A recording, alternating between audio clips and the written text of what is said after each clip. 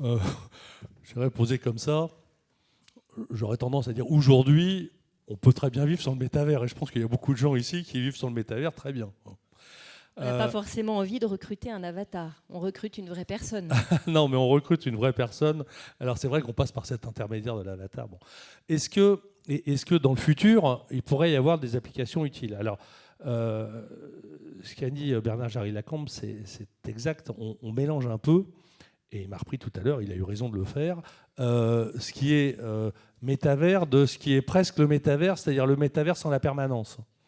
Et c'est vrai qu'en réalité, il y a pas mal d'applications qui sont pas vraiment du métavers, mais qui mélangent un peu. Il y a de l'avatar, il y a de la virtualité, il y a de l'immersion, pas de permanence. Ça, il y a des applications déjà qui peuvent être utiles, effectivement. Recrutement, il y a des sociétés qui recrutent parce qu'elles sont internationales, parce que le DRH Monde, il ne peut pas être sur place tout le temps. Il va recruter dans un espace virtuel. Mais avec un avatar qui représentera, avec lequel on pourra discuter, avec lequel on pourra interagir. Alors c'est vrai qu'aujourd'hui, ils vont se représenter par leur avatar le plus fidèlement possible, parce que c'est vrai que dans ces cas-là, en général, le DRH, il essaie de faire un avatar qui lui ressemble, et le salarié aussi. Bon. Et on recrute des gens comme ça, on leur fait visiter l'entreprise, on leur donne leur pack de bienvenue. Donc ça existe. Ça existe, et c'est une des premières applications dans l'entreprise, en tout cas c'est ce que relève l'Observatoire des métavers, de l'utilisation professionnelle. Après, il y a le deuxième point qu'a évoqué Philippe, qui est pour les entreprises encore le marketing, la promotion des produits, la vente des produits. Et on voit d'ailleurs LVMH, puisque vous l'avez cité, un très joli petit avatar, une petite avataresse qui s'appelle Livy, L-I-V-I, vous pouvez aller la voir, qui vous présente les collections, qui vous guide.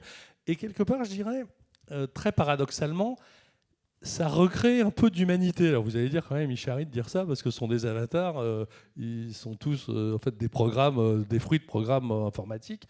Mais en réalité, aujourd'hui, quand vous vous baladez sur un site pour faire un achat, vous êtes en 2D, vous êtes tout seul, et puis vous avez votre site qui vous guide, qui vous montre une image, qui vous dit voilà, vous pouvez la commander, et vous pouvez ensuite, si ça ne vous convient pas, vous la renvoyer. Là, vous pouvez avoir un conseiller. Alors certes, il n'est pas humain, mais il a une apparence un peu humaine. Vous allez lui poser des questions, il peut vous répondre. Et donc, vous allez avoir un peu un chat direct avec une personne, certes virtuelle, mais qui va réagir comme une personne humaine. Alors, est-ce que ça ne va pas recréer un petit peu de l'humanité qui nous manque aujourd'hui dans le Web 2.0 ? On peut se poser la question. À condition que la personne soit l'avatar d'une personne.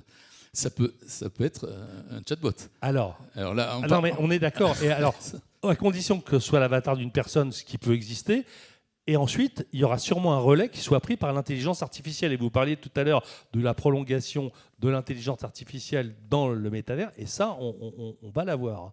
Ça, c'est certain. Et là, il y a un problème de contrôle. Alors oui.